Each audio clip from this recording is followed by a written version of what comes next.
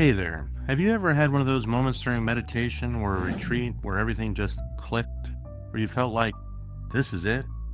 I finally get it? What if I told you that moment, the one that felt so profound and real, might actually be the biggest trap of your spiritual journey? My name's Len Cook with the Maverick Mind, and today we're going to be having an honest conversation about something that most spiritual teachers won't touch. What happens when we mistake the first glimpse for the full view? Do you know that according to some of the most respected spiritual teachers across multiple traditions, that the most dangerous point on the spiritual path isn't the beginning, it's right after your first meaningful breakthrough. That moment when you think you've got it is precisely when you're most vulnerable to the trap we're going to be discussing today. So here's something I find pretty amusing. Have you noticed how these days you can't go into a yoga studio or spiritual retreat without bumping into someone who's awakened or enlightened? It's like there's more enlightened beings at my local coffee shop than existed in all of ancient India. Something doesn't quite add up, right? In this video, I'm going to show you the exact psychological trap that catches 95% of spiritual seekers. 8 specific red flags to spot instantly in teachers and communities. A simple test to evaluate any spiritual claim, including your own. How to translate spiritual babble, as I call it, into plain English. And most importantly, how to avoid wasting years following mirages and false teachers. Look, I've been on this spiritual path for years, and I've had my share of mind-blowing moments too. They're real, and they matter. But there's this thing that happens after those experiences that nobody really talks about. How our ego can hijack them and create a whole new identity around being spiritually special. Here's what's fascinating about this whole phenomenon. Your ego is absolutely desperate to feel special, unique, and superior. It's hardwired into us. And what's more special than being spiritually awakened when most people aren't? Think about it. Claiming spiritual realization is the ultimate specialness. It's like saying, I've transcended the human condition while everyone else is still trapped in it. The ego is incredibly clever. It will gladly trade its mundane identity, I'm successful, I'm attractive, I'm smart, for a spiritual identity. I'm awakened, I'm enlightened, I'm conscious while others are asleep. It's not actually transcending itself, it's just upgrading to Ego 2.0 Spiritual Edition. What makes this so tricky is that genuine spiritual experiences often do temporarily suspend the ego's usual functioning. We might even have profound moments of selflessness, boundless compassion, or non-dual awareness. These experiences are real and valuable. But the moment they end, the ego is right there waiting, ready to claim ownership. Look what I experienced. I'm so spiritually advanced. It's like the ego is taking selfies in front of someone else's accomplishment. This is precisely why every authentic spiritual tradition emphasizes humility. They recognized thousands of years ago how easy the ego co-opts spiritual experiences to build an even more sophisticated sense of specialness. Now let me share something personal. Years ago, I participated in a fire walk, literally when you walk on, you're barefoot on hot coals. The experience was intense. The anticipation, the focus, the adrenaline, and then actually doing it. That might actually be a separate video if anyone's interested. Afterward, I felt this incredible rush, a feeling of being connected to the entire universe. It was a powerful experience that could have easily been mistaken for something profound, spiritual breakthrough. Fortunately, because of my solid spiritual foundation and capacity for discernment, it helped me recognize for what it was, a meaningful but temporary state. Not some fundamental transformation or awakening. I could see clearly how someone, though, without that foundation, might have been tempted to build a whole spiritual identity around such an experience. What's interesting is that I've observed countless others fall into exactly that trap. They have a powerful experience like a fire walk or intense meditation or a plant medicine journey, and suddenly they're positioning themselves as having awakened or achieve some special spiritual status. This whole journey of questioning premature enlightenment claims was sparked for me by a truly extraordinary book. Mariana Kaplan's Halfway Up the Mountain, The Error of Premature Claims to Enlightenment. It deserves so much more than passing mention because it fundamentally changed how I understand spiritual development. This book was published back in 1999 and was revolutionary. Unlike the countless books promising spiritual breakthroughs, Kaplan focused on what happens after those breakthroughs happen, and how easily we can mistake preliminary insights for complete awakening. What makes this work so powerful is Kaplan's research methods. She conducted extensive interviews with respected teachers across multiple traditions, Zen masters, Tibetan lamas, Kabbalistic rabbis, Christian mystics, Hindu swamis, and discovered a pattern that transcended cultural and religious boundaries. These teachers consistently observed that the most dangerous point in spiritual development isn't at the beginning, it's after the first meaningful insights or experiences. That's when the ego, rather than being transcended, often co-opts the experience to create a more sophisticated spiritual identity. Let me share just a few of Kaplan's most profound insights. First, she distinguishes between spiritual experiences and stabilized realization. Most practitioners mistake powerful but temporary states for permanent transformation. As she puts it, enlightenment is not simply an altered state of consciousness, it's an altered trait of being. Second, she examines how traditional paths incorporated sophisticated safeguards against this very error. Safeguards largely absent in our modern-day spiritual marketplace. These traditions understood human psychology with remarkable depth, recognizing our tendency towards spiritual inflation. Third, she explores what she calls the Enlightenment trap. How the very quest for enlightenment can become the greatest obstacle to genuine development when it becomes a project of the ego rather than a process of ego transcendence. The beauty of Kaplan's approach is that she's not dismissive of genuine spiritual experiences. She acknowledges their reality and importance while offering a compassionate understanding of why sincere seekers fall into the trap of inflating their significance. I've linked this essential book in the description. If you're serious about spiritual development, it might be one of the most important books you'll read. Not because it teaches you how to have a profound experience, but because it helps you navigate what happens after those experiences so you don't become trapped into a sophisticated ego trap. After studying Kaplan's work and preparing for this video, I decided to create something practical that could help all of us navigate this territory. I call it Summit Mirages, your field guide to spiritual posturing. This workbook helps you spot the warning signs of spiritual inflation both in yourself and in potential teachers or communities you might want to join. Because let's face it, the most dangerous spiritual detours often happen when we follow someone who's convinced that they've reached the summit when they've barely made it halfway up. The guide includes red flags to watch for, translation tools for spiritual jargon, self-assessment exercises, and practical grounding techniques. I'll be sharing some highlights from it today. One of the clearest warning signs is what I call spiritual babble, when someone uses unnecessarily complicated language for pretty simple concepts. Here's an example of one that I heard at a retreat several years ago. I'm not even going to attempt to pronounce all of that. Seriously, what language is that anyway? Sanskrit, Pali, ancient Martian? But you know what it actually means? In English, plain English? It means when you meditate regularly, you might experience a sense of peace and connection. That's it. Why do we need 27 exotic terms just to say something so simple? We should need to know 3 new languages and have a PhD in comparative religion just to understand why sitting quietly and breathing is good for us. Or let's try this one. I'm channeling 5th dimensional frequencies from the Pleiadian console to activate your dormant DNA strands and prepare humanity for the coming ascension. Translation: I have some ideas about personal growth I'd like to share with you. The workbook contains a dozen more of these translations from 10 different traditions, everything from Neo-Advaita to Christian charismatic language to scientific sounding spiritual concept. If nothing else, I bet you're going to laugh out loud while reading it because you've either heard these exact phrases, read them in books, or know someone who talks exactly like this. We all do. As Leonardo da Vinci wisely said, simplicity is the ultimate sophistication. This quote has fundamentally shaped my approach to spirituality and honestly my entire life. I return to it constantly.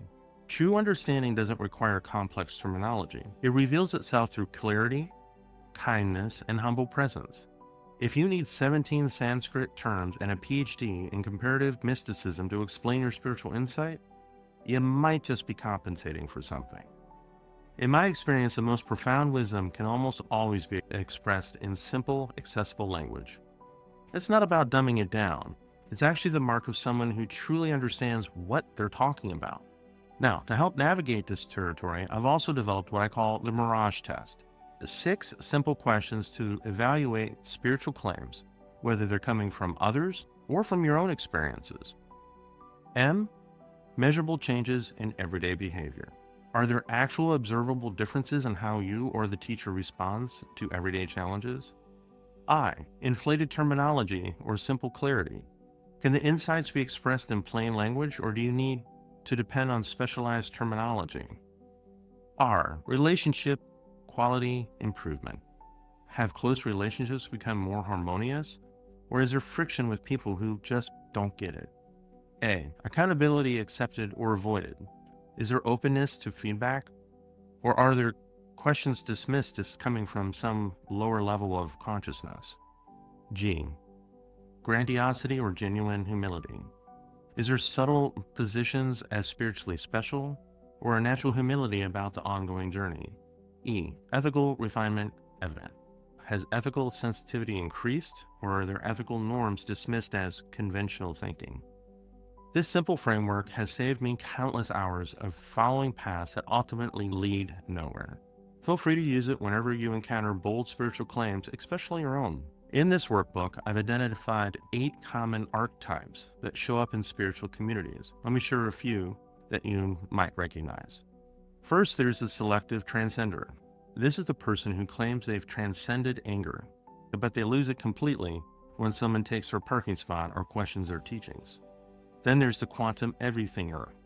Everything in the spiritual system somehow involves quantum physics, even though they've never taken a physics class. Your chakras are suddenly quantum fields, and your thoughts are collapsing wave functions.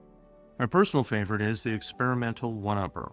No matter what spiritual experience you share, they've had something bigger and better. Oh, you saw light in a meditation? Well, actually, I became the light and witnessed the creation of the universe. And don't forget the convenient mystic. Those whose spiritual enlightenment conveniently exempts them from community responsibilities or ethical norms. My awakening means I no longer need to help with dishes or community meals. It's all an illusion anyway. Those patterns aren't just amusing. They're warning signs that can help you avoid wasted years in communities or with teachers who might lead you further from genuine growth rather than toward it. Now, here's something else to consider. Just because someone might genuinely be enlightened doesn't mean they're a good teacher. It's like how an outstanding neurosurgeon might be brilliant at brain surgery but terrible at training others how to do it. One key question to ask about any teacher or organization claiming enlightenment is simply, what's your success rate? After 20 or 30 years of teaching, they should have warehouses full of enlightened students and people knocking on their door from all around the world. If the only person who's enlightened is the founder or original teacher, you might have a problem. Even if the teacher is genuinely enlightened themselves, if they haven't successfully guided others to the same state, they're clearly not effective teachers. And if they're not effective teachers, they might actually be in your way rather than helping you. This reminds me of the famous Zen saying, if you meet the Buddha on the side of the road, kill him. This is not advocating violence, of course. It's warning against attachment to external authority, even spiritual authority. The moment you project enlightenment onto someone else rather than finding it within yourself, you've created an obstacle. The moment you put someone on a pedestal as the enlightened one, you've missed the point that your own Buddha nature is what you're seeking. I want to be clear about something important. I'm not suggesting authentic spiritual development is impossible. It absolutely is. The path is real and profound. Transformation is available to sincere seekers. The traditions that developed these warnings did so precisely because they valued genuine realization and wanted to protect the integrity of the journey for everyone else. By learning to recognize these mirages, you're not becoming cynical. You're developing the discernment necessary to find authentic teachers and practices that can truly support your growth. Sometimes the greatest step forward in the spiritual path is recognizing what isn't the path at all. Now, here's something that might surprise you. Spiritual experiences themselves aren't actually that special or rare. Neuroscience research shows that many of the states we associate with awakening, profound unity, dissolution of self-boundaries, timelessness occur naturally in various contexts, from runner's high to musical flow states to certain types of creative absorption. What's truly rare and valuable isn't having those experiences, but properly contextualizing them without either inflation or dismissal. The real challenge is not accessing these states, it's integrating them wisely into an ongoing life of ethical development and humble presence. This isn't to diminish genuine spiritual experiences, but to recognize that their true value lies in what and how they transform our everyday being, not in the special status they may seem to confer. Now, let's try something right now. Think of a spiritual concept you believe you understand well. It could be something like non-duality, surrender, presence, or any other concept you've studied. Now imagine explaining it to a 10-year-old child using everyday language. No specialized terminology allowed. If you find yourself struggling or reaching for technical terms that might indicate an area where your understanding isn't as clear as you thought, I found this simple exercise humbling countless times. It reveals the difference between intellectual understanding and the kind of embodiment of wisdom that can be communicated simply and directly. You know what's interesting? Traditional spiritual pathways actually built in safeguards against this exact problem. It's like they knew human nature so well that they created systems to protect us from ourselves. For example, in Zen traditions, even after a legitimate awakening experience, students might train for another decade before they were considered ready to teach. They understood that the initial insight is just the beginning, not the end of the journey. Or in Tibetan traditions, if you claim some realization, the masters would actually test you, not with a multiple choice, but with real-life challenges designed to reveal whether your ego was still pulling the strings or if it was real and genuine awakening. Even recognized masters remain students throughout their lives. Can you imagine a modern spiritual influencer still checking in with their teacher? These weren't about controlling power trips. They were compassionate safeguards that developed through centuries of watching people fall into the same traps over and over and over again. Throughout history, we can see clear patterns of how genuine spiritual figures behaved versus those caught in afflation. Take Ramana Maharshi, widely recognized as fully self-realized. He never claimed enlightenment. When asked about his realization, he typically redirected questioners to self-inquiry rather than confirming his own status. Compare that to the countless teachers today who explicitly market themselves as awakened beings or enlightened masters. Imagine a kindergartner who learns to write their name and immediately declares themselves as a novelist. It's adorable in a child, concerning in an adult, and potentially harmful in a spiritual teacher. Yet this is precisely what happens when we mistake preliminary insights for complete realization. The most dangerous position on the spiritual mountain isn't at the base, it's at that first magnificent viewpoint where you can see far enough to be impressed with yourself, but not far enough to realize how much further there is to go. True masters don't need to announce their mastering. Like gravity, their depth of being simply exerts its influence without requiring labels or recognition. Now, if you're finding this helpful and want to go deeper into this exploration, I'd love for you to join our community. Please hit the like and subscribe button. Please make sure you are subscribed. A lot of times people think they are, but they're actually not. Hit the little bell button so you'll know when there's a new video. Become a part of this with me. I'm not trying to be your guru. I'm not trying to be your teacher. I'm a spiritual seeker just like you, and I just want us to walk together towards truth, whatever that is. Please do also make a point of making a comment. Anybody who knows me by now knows that at least at this point, I have time and ability. I respond back to everyone as meaningfully as I possibly can. Also, any suggestion of topics would be greatly appreciated. For those wanting this complete guide, the Summit Mirages workbook, it is available for free on Patreon. It is at the free level. There's a free level, anybody can join, doesn't cost you a thing, and then there's paid tiers after that. This is a very early channel, and your support is incredibly invaluable to me, but this is just too important of information for me to put a dollar sign on it. But I do hope that you will consider contributing even $5. $5 is a cup of coffee, or nowadays about a half a dozen eggs. And you can become a part of this community and truly help push all of this forward. All of that allows me to be able to spend more time, more resources into making more of these videos. And I would love to be able to do so much more, but I need your support to do that. Also, speaking of Patreon, below you will see our current paid members scrolling below. And I just want to thank all of you so much. It is truly humbling, truly inspiring, and I appreciate every single one of you. If you're not able to do that, I completely understand. A simple like, subscribe, a comment, a share goes a long way in helping getting this word out to more people who need to hear it. So my challenge to you is, have you ever experienced any of these situations where you've had some sort of profound experience and maybe did think that you were enlightened or awakened and then realized later that it was an experience, but not necessarily the experience? If you're willing, please drop a comment and talking about and sharing your story and what you've learned from it. In a future video, we're going to actually be talking about what is awakening, what is enlightenment, and as we best understand it through authentic traditions, describe the territory after these preliminary insights and the practices that support genuine integration. We'll look into the characteristics that genuine masters across traditions consistently display, the practical markers of authentic realization versus spiritual inflation, and most importantly, what this means for your own practice. It's a conversation I'm really looking forward to having with you all. Check out one of these other videos that are popping up. I look forward to next time. Thank you.